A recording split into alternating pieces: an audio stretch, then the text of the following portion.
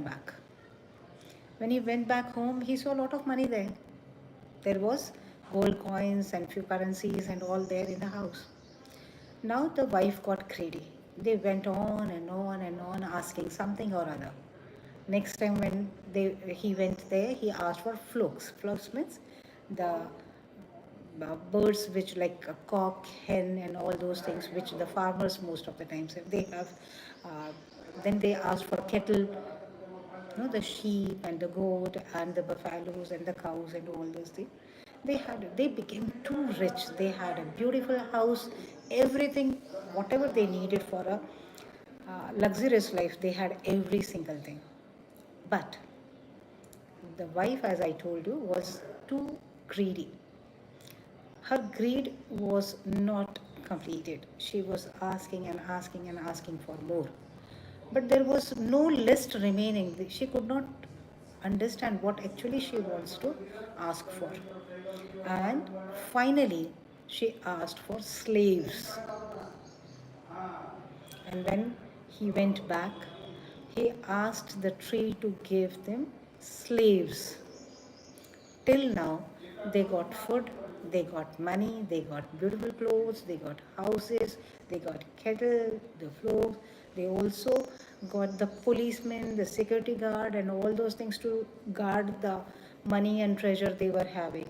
But this time they had asked for slaves, and the tree got angry. And the tree said, now you are crossing the limit. You are no more a good human being. So I'll take back every single thing whichever I have given you. And the tree takes every single thing back. When he goes back home, he's in the same condition as he started. I hope I'm clear. ये कहानी सबको English में समझ में आ गई है? सबको आ गई? जिनको ये कहानी इंग्लिश में समझ में आ गई है, बहुत अच्छी बात है. नहीं आई है तो बताइए प्लीज़. मैं आप अगर नहीं आई है तो नो लिखिए, मैं इसको हिंदी में भी बता देती हूँ. और कुछ वर्ड्स हैं जो हमें डिस्कस करने चाहिए, तो वो वर्ड्स भी मैं आप लोगों को बता देती हूँ.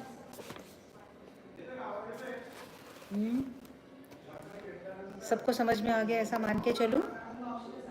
Very good. Yes, only Gita is remaining. Others comment करो बच्चों, प्लीज़ कमेंट कीजिए. कहानी समझ में आ गई है? Okay then. तो स्टबर्न का मीनिंग बताइए प्लीज़ मुझे. वैशाली, स्टबर्न का मतलब क्या होता है?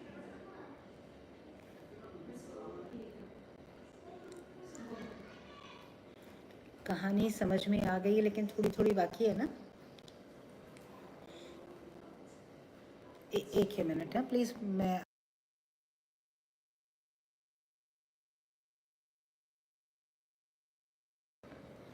तो चलिए, आपकी लॉटरी लग गई. ये प्रतिभा ना, थैंक यू बेटा, थैंक यू. मैं आप करती हूँ आपको. ज़िद्दी. स्टबन का एक मीनिंग ज़िद्दी, लेकिन जिसको हम मराठी में ना हट्टी बोलते हैं. ज़िद्दी लोग ना थोड़े अच्छे होते हैं, लेकिन ये जो हट करने वाले होते हैं ना, हटवादी वाले जो लोग बोलते हैं ना मराठीमध्ये, हट्टी, खूब जास्त हट्टी, मतलब जो टूट ही नहीं सकते, ऐसे स्टबर्न होते हैं, जो बिल्कुल भी बहुत डिफ़िकल्ट टू हैंडल होते हैं, है ना. ओके प्रतिभानाथ, मैंने आपकी बात सुन ली बेटा. ये जो कहानी है, इस कहानी को हम लोग 2 मिनट में मैं हिंदी में बता देती हूँ और फिर आगे बढ़ते हैं. प्रिंस भी तैयार हो गया आपको एक और कहानी बताने के लिए. हाँ, वृशाली बनारसी जी, हट्टी तुझ्यासारखंच. Okay good. तो ये कहानी ऐसी है प्रतिभा जी कि एक लकड़हारा है, जो लकड़ी काटने वाले लोग होते हैं ना, लाकुड़ तोड़े. हाँ अस्मिता, स्लेव्स बेटा, स्लेव्स. स्लेव्स मतलब गुलाम. SLAVE, slave. स्लेव मतलब गुलाम. मैं हिंदी में बता रही हूँ तो शायद आप लोगों को वो वर्ड्स भी समझ में आ जाएंगे. तो एक लकड़हारा है और वो लकड़ी काटने जाता है जंगल में, लकड़ी काट कर लाता है, फिर वो थोड़ा बहुत बेचते हैं, उसी की वजह से उनका गुजारा होता है. ऐसा वो रोज़ उसका काम था. वो लोग बहुत गरीब थे और एक दिन अचानक ऐसे होता है कि वो लकड़ी काटने जाता है और अचानक वो पेड़ उससे